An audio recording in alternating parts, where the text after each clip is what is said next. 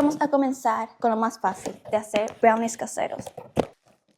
Ok, vamos a buscar todo lo siguiente primero. Y tú sabes que yo quiero hacer algo diferente, así que tengo este chocolate que vamos a inventar algo con eso, con la receta. No sea tan igual. Ponemos la mezcla en un bol, le ponemos 2 cucharadas de agua y media taza de aceite. Y por último los 2 huevos. Aquí yo le puse algo extra, que es un sirope de sal de chocolate, para no hacerlo tan igual. Después movemos la mezcla hasta que nos quede más o menos así. Tenemos listo, vamos a ponerlo en el horno. Ya terminamos nuestro primer brownie. Ahora vamos a ponerle todo el topping.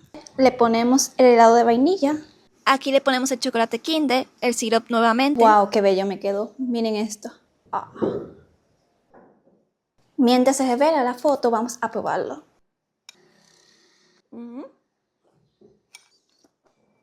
Y así va quedando la foto.